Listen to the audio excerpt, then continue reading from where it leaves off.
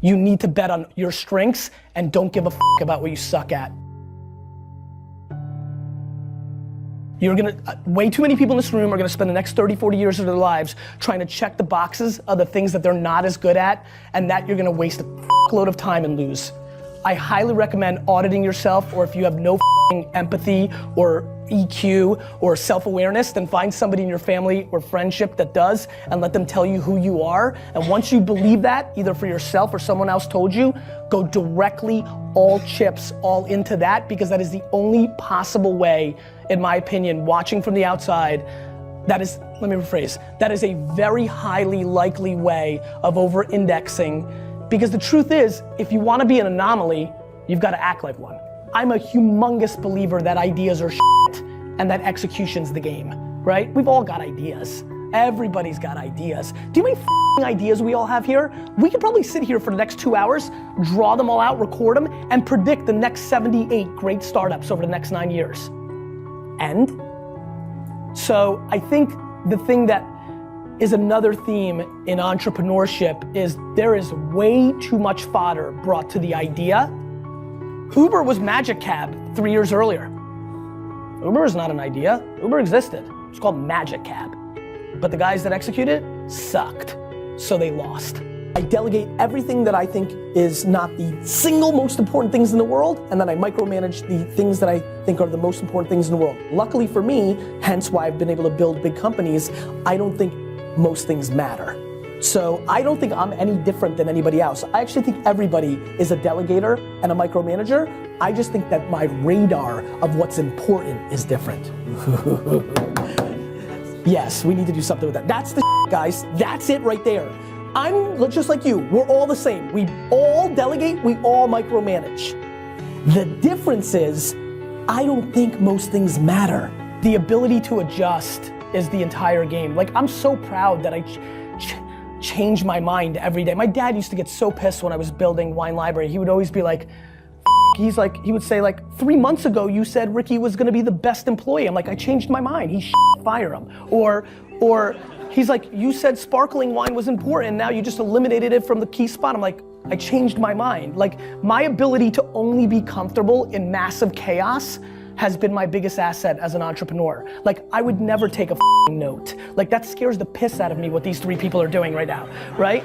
And so, now, that may work for them, and I'm not, like, back to the opening statement, like, you need to do you. Like, plenty of people that make a load more money than me and have won bigger take notes. The key is way too many people are doing, like, here's a good one. You know what really pissed me the off? I'm completely driven by like happiness, and like I'm crippled by like chaos. Like, you know, VaynerMedia, which is now 500 people, update your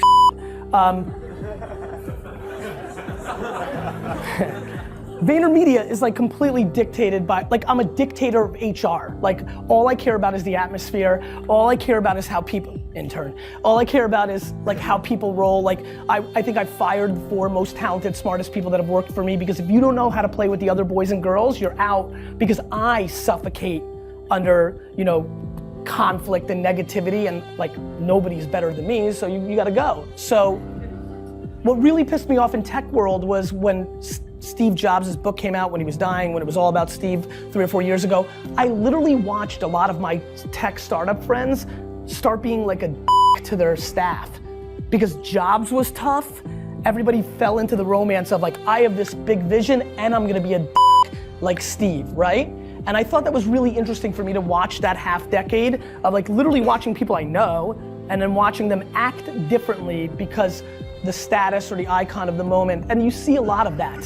When I started WineLibrary.com transformation from my business, I had time, I worked my face off every minute, but we didn't have a whole lot of money in our profit center, so it took more time, right? It's just the way it is. Today I have more money, but boy don't I have time. But neither, ever will be an excuse for me. And so, just to drill this through the throat of the Vayner Nation, that's right, I went that graphic. Don't smile, D-Rock.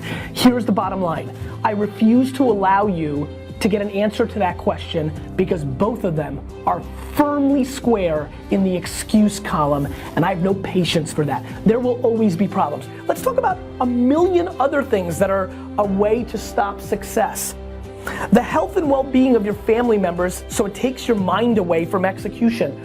The country you live in's government and political, concepts at these moments, a la startups in China that I've invested in that got traction, but then people that were wired into the government decided to not allow it to happen, and then the startup disappeared. Not as easy to be an entrepreneur there. It's still a communist country. Sorry, it just is. And so all these things can be problems, right? There's a competitor with $1 billion who's also skilled and punches you in the mouth and knocks you out in the first round.